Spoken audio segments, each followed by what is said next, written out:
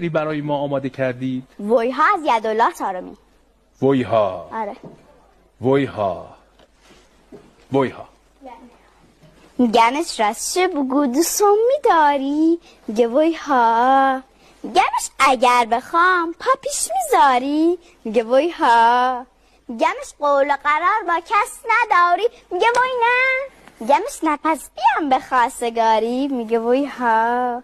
میگمش اگر ننت یه دهن پر گفت نمیخویمش میکنی رو حرف قولت پافشاری؟